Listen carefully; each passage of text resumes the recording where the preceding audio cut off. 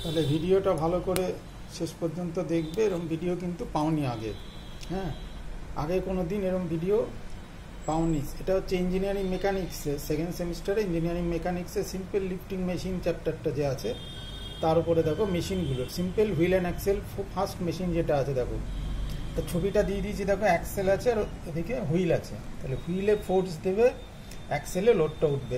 হুইলের ডায়ামিটার কত? Capital D. হুইলের ডায়ামিটার হচ্ছে এখানে ক্যাপিটাল ডি, ঠিক আছে, হুইলের ডায়ামিটার। আর হুইলের বদলে আমি এখানে একটা হ্যান্ডেলও করে দিতে পারি, ঠিক আছে।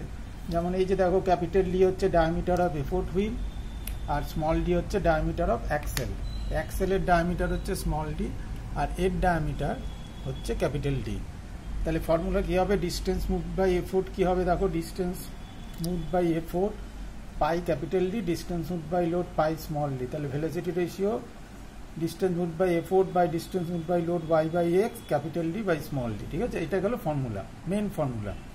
তাহলে এখান থেকে দেখো, যদি আমি এই হুইলের বদলে, এই চাকার বদলে আমি যদি এখানে একটা হ্যান্ডেল লাগিয়ে দিই, তাহলে এর লেন্থ যদি এল হয়, হ্যাঁ, এর লেন্থ যদি এল হয়, এখানে যদি এল হয়, তাহলে ফর্মুলা কিন্তু চেঞ্জ হয়ে যাবে। দেখো কি হয়ে যাবে, দেখো VR equal to 2L by D হয়ে যাবে, যখন এল হচ্ছে effective length of lever by foot handle.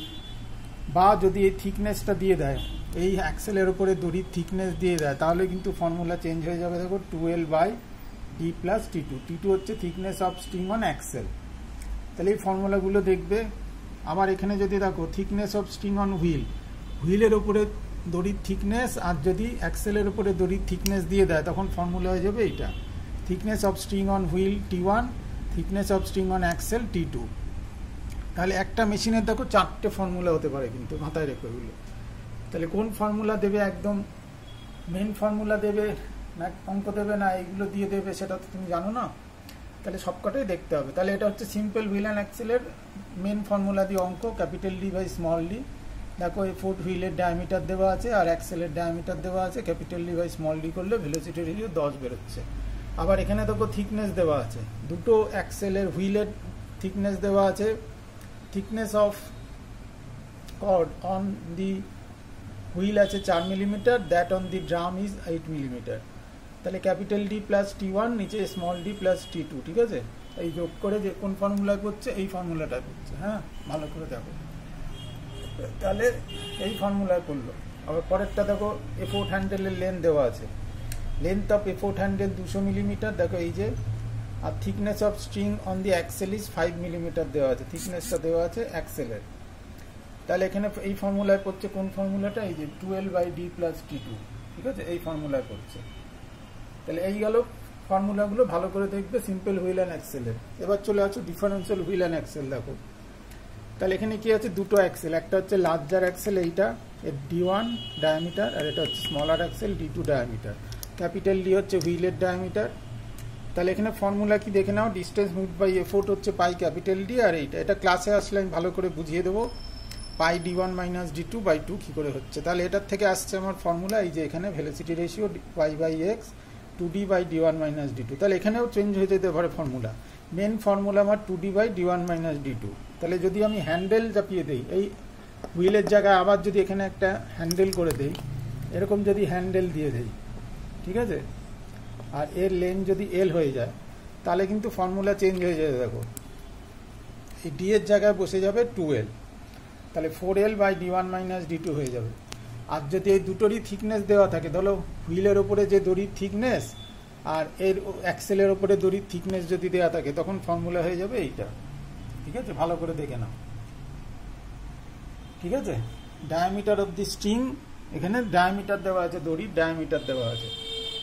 তাহলে অঙ্ক কি আছে দেখো, in differential wheel and axle, এখানে দেখো ডায়ামিটার অফ হুইল দেওয়া আছে, অ্যাক্সেলগুলোর ডায়ামিটার অফ এফোর্ট হুইল 50 দেওয়া আছে, ক্যাপিটাল ডি 50, D1 10, ভালো করে দেখে নাও। আর D2 হচ্ছে 7.5, মাইনাস করলে 40 যাচ্ছে, ডাইরেক্ট ফর্মুলা। পরেরটা দেখো 4L, মানে লেন্থ অফ এফোর্ট হ্যান্ডেল দেওয়া আছে।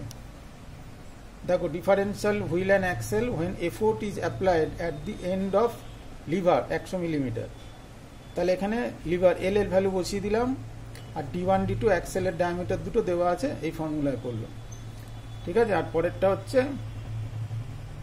থিকনেসগুলো দেওয়া আছে, দেখো থিকনেস দেওয়া আছে। তাহলে ক্যাপিটাল ডি 10 মিলিমিটার, ঠিক আছে। তাহলে প্রত্যেকের সাথে 10 মিলিমিটার, সব দড়ি থিকনেস 10, তাহলে প্রত্যেকের সাথে 10 মিলিমিটার করে যোগ করা হলো। ভালো করে দেখো, অঙ্কটা একটু দেখে নাও, তাহলে খাতায় লিখে নিও অঙ্কগুলো, একটু ভালো করে দেখবে।